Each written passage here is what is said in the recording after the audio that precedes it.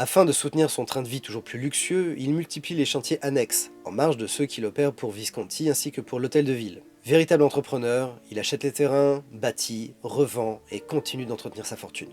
Soutenu par la Banque Varus, il fréquente les salons artistiques, littéraires et politiques. C'est une célébrité dans le petit monde de la monarchie de Juillet à Paris. Vivenel est alors au fait de sa célébrité, et rien ne semble pouvoir l'ébranler. Mais un incident bouscule tout le 7 mars 1846. Ce jour-là, le charretier Margantin quitte le chantier de l'hôtel de ville avec 2 charrettes de moellons et de briques. Alerté, le gardien interroge le chef d'atelier Louis-Cécile, qui lui confirme que ces matériaux doivent partir pour d'autres chantiers rue de Charonne et quai de la Mégisserie. Mais l'architecte God, pensant que les ouvriers détournent des matériaux, prévient aussitôt Vivenel. Qu'il soit lui-même en tort ou non, ce dernier renvoie aussitôt les 2 manœuvriers et propose de dédommager la ville de Paris.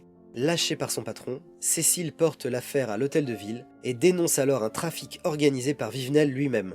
Le préfet diligente une enquête rue de Charonne et plusieurs tonnes de matériaux dissimulés sous des gravats sont alors découverts. Tous proviennent de l'hôtel de ville. Le procureur ouvre alors une enquête officielle tandis que Vivenel, acculé, décide de porter plainte contre ses ouvriers. Pourtant, il est très vite considéré comme complice et même arrêté le 1er juin 1846. L'affaire est jugée le 30 décembre, et malgré les témoins et l'enquête, qui semble pourtant confirmer la fraude, Vivenel est acquitté le 31 au soir. Malgré tout, les conséquences sont bien présentes. Discrédité, ses amis le lâchent. Poursuivi pour dette, il passe encore quelques mois en détention, malgré le maintien de plusieurs de ses chantiers durant cette triste période. Touché de plein fouet par les événements politiques de 1848, de nombreux chantiers sont mis à l'arrêt, et les ouvriers au chômage.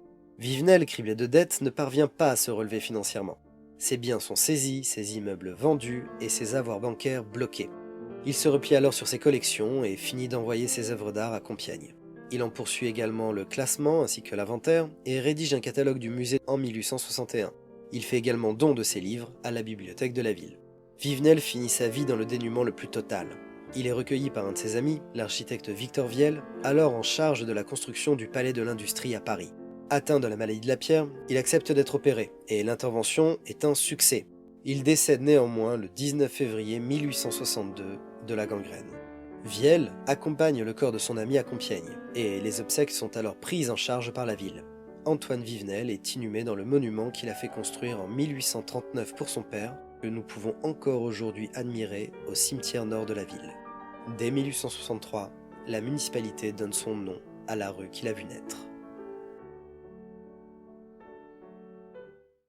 En ce qui concerne le musée, je vous l'ai dit tout à l'heure, les choses ne se sont pas vraiment faites dans la dentelle. En 1846, la municipalité lui commande des plans afin de construire une nouvelle aile au fond de la cour de l'hôtel de ville pour abriter le futur musée. Ces plans, dessinés par Vivenel, sont aussitôt transmis à l'architecte de la ville, Nicolas Perrin, qui les modifie. Et c'est lorsqu'il visite le chantier que Vivenel se rend compte de la fragilité du bâtiment. On décide alors d'exposer les moulages et les plâtres au premier étage de ce nouveau bâtiment, tandis que le reste du musée reste temporairement au second étage de l'hôtel de ville et ce jusqu'en 1867. Si cette vidéo vous a plu, n'hésitez pas à la commenter, à la partager, vous pouvez également vous abonner à la chaîne. Je vous dis à la semaine prochaine pour un nouvel épisode, et en attendant, portez-vous bien.